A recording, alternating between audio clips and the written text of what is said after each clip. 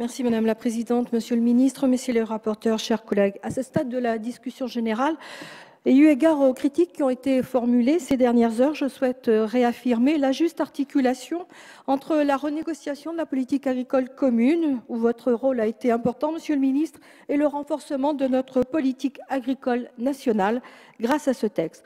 Pour ma part, j'aborderai plus spécialement l'enseignement agricole et la forêt, et de dire qu'en France, nous disposons depuis longtemps d'un enseignement agricole de qualité qui repose en partie sur son rattachement à un ministère technique, mais aussi sur la pluralité de ses missions, sur le maillage territorial et la diversité de ses établissements, et surtout sur la dynamique d'innovation dont il est depuis longtemps porteur.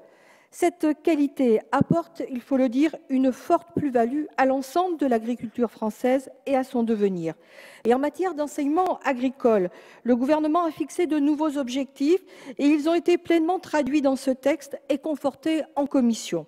Je pense au renforcement des premiers cycles et des cycles supérieurs de formation jusqu'à la recherche. Je pense aussi à la double performance économique et écologique que les jeunes agriculteurs doivent poursuivre pour positionner l'agriculture dans la transition énergétique. Nous avons aussi renforcé en commission la capacité de l'enseignement agricole à devenir un facteur de promotion sociale, notamment grâce au dispositif d'acquisition progressive de diplômes. Et puis nous avons aussi amélioré le pilotage de l'enseignement supérieur et de la recherche agricole français, sa lisibilité sur le plan national et son attractivité internationale. Quant à la création de l'IABF, qui rassemblera les 12 écoles sous tutelle du ministre de l'Agriculture, c'est une mesure qui va dans le sens de la clarification. Elle nécessitera certainement de prévoir une évaluation au terme de plusieurs mois de fonctionnement. Nous investissons, Monsieur le Ministre, donc dans l'intelligence avec un marqueur social plus affirmé et une considération agroécologique beaucoup plus renforcée. Concernant maintenant la partie forêt, eh bien, l'élu que je suis d'une région du sud-ouest et d'une circonscription, le Médoc, où il n'y a pas que le vin, mais la sylviculture est importante, cet élu se félicite de la place réservée à la forêt. Je ne vais pas rappeler l'impact de la forêt ni en Europe, ni son poids socio-économique, cela a été largement fait. Mais de dire néanmoins que le programme national de la forêt et du bois prévu par ce texte et décliné au plan régional va faciliter le renouvellement de la forêt et la valorisation de la ressource. Dire aussi que reconnaître d'intérêt général la captation du carbone par le bois et ses produits dérivés est essentiel pour conforter le rôle économique et environnemental tant de la forêt privée que de la forêt publique. Saluons aussi la création du Fonds stratégique de la forêt et du bois, dont il conviendra quand même, Monsieur le Ministre, certainement de mieux adapter la logique de ses sources de financement.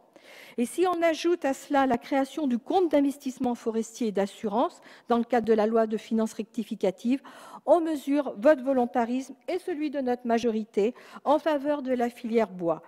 Volontarisme salué d'ailleurs, je le répète, par la majorité des professionnels sur le terrain. Enfin, je voudrais souligner le maintien des codes des bonnes pratiques sylvicoles sous certaines conditions, ainsi que l'assouplissement des conditions de la création du GI2E Forêt. Ces deux dispositions sont l'apport du travail en commission. Elles sont importantes car elles permettent aux propriétaires d'opter pour le dispositif le plus adéquat.